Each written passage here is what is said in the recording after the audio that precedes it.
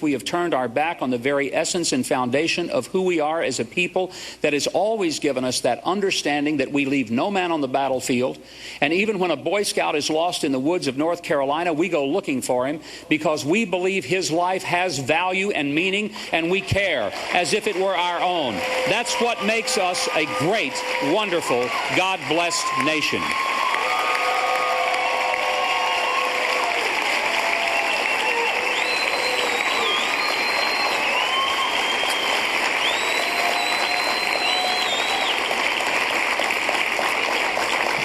Let me also say that it is right for our country, in believing in our sovereignty, to demand that we have something that every nation on earth accepts and in fact assumes would be a part of its nation's essentials: a secure border. How we can ever believe that we can be a sovereign nation or a free nation without securing our borders is beyond me. And ladies and gentlemen, our national government has miserably failed to do something that most of us all across this country realize.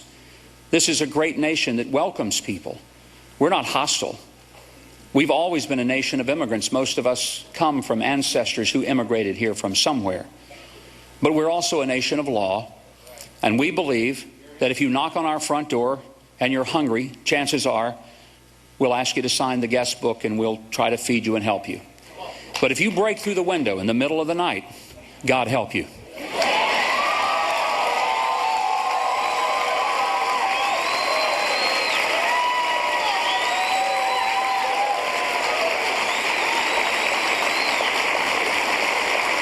The sad thing is when our own government puts the ladder up against the window, it's a little hard to blame the person climbing up the ladder as much as it is the government who puts the ladder and says, go ahead and climb. Let's fix what's wrong. I had a boyhood pastor who used to tell me, if you don't stand for something, you'll fall for anything. And I believe that that's perhaps true now more than ever. You know, I want to just conclude today by sharing with you that sometimes in the course of elections, a lot of things get said. People question other people's motives or maybe their qualifications or their credentials, and mine certainly have been questioned from time to time as to whether I was a true conservative. Well, let me tell you, the critics who have been saying some of those things weren't with me when I was being put in the back of parades in Arkansas because I had the audacity to be a conservative in a state that didn't really welcome them. They weren't there when my door was nailed shut upon my election as lieutenant governor in 1993, nailed shut by the Democrats in the state capitol, who kept it nailed shut for the first 59 days that I was in office. And it would get on, I'd get on an elevator, they'd get off. I'd walk down the hall, they'd turn the other way. Or the times when I go into cafes and restaurants to campaign and people refuse to shake my hand because I had the audacity to be a Republican in a state where that just wasn't acceptable.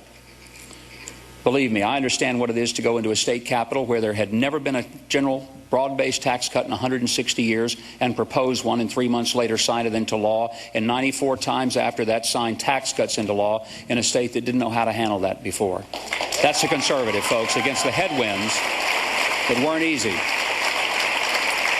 To reform welfare in a state that believed that it was an entitlement, and to take half the people off and get them into jobs, not just take them off welfare, but to get them employed, and to see the lowest unemployment numbers in our state and the highest employment numbers and the largest number of new jobs and a 50% increase in per capita income and the cut in capital gains tax and the elimination of the marriage penalty and the doubling of the child care tax credit and the indexing of the income tax for inflation and the freezing of property taxes for elderly people so they did not lose their homes because government made them end up having to move away. I understand something about the necessity of that. I remember when legislators were on the Capitol steps having news conferences every day calling for, demanding that we have a special session to raise taxes, and I finally created the Tax Me More Fund. I said there's nothing in the law that says you can't pay more taxes if you feel like you're not paying enough, and I had envelopes printed. Everywhere I'd made a speech, I'd hold them up. I'd say, if you feel like you're not paying enough, here's an envelope. Would you like to fill it up? Here, take one. 18 months later, $1,200 was all the people of Arkansas thought they had been undertaxed. $1,000 of that was given by a liberal senator who started the whole process of screaming at it.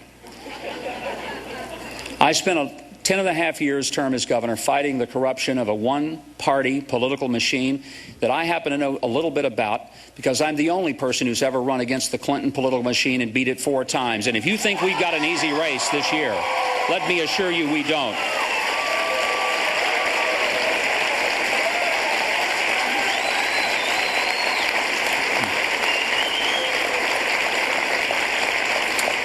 I stand in this race and I stay in this race not to be a fly in the ointment, because I believe, as Phyllis Schlafly's book taught me in the 1960s, that our party, that our country is about a choice, not an echo.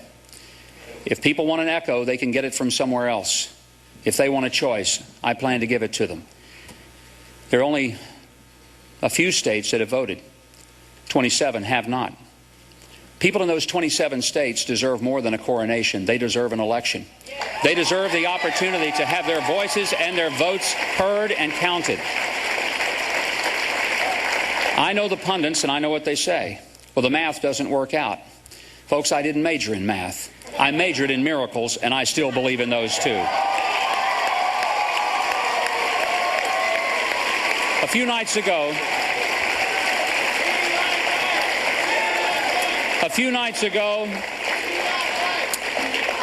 when the tornadoes tore through the South, one of those tornadoes hit the community of Brandenburg, Kentucky. I got an email yesterday from a lady named Lisa Young in Brandenburg, Kentucky. It's a pretty remarkable story because that tornado didn't just hit her town, it hit her house.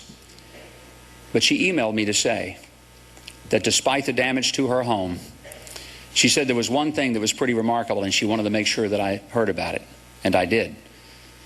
She said she had a yard sign, a Mike Huckabee yard sign up in her yard. And she said when the tornado had gone through, she said what was amazing to her was standing pristine without a hint of damage or even leaning. She said was that yard sign still standing in her yard. She said, Mike, I don't know what that means, but all I know is that in Brandenburg, Kentucky, you're still standing. And folks, I want you to know across America, everywhere there's still a vote to be cast, I'm still standing. Thank you. God bless you. Thank you very much.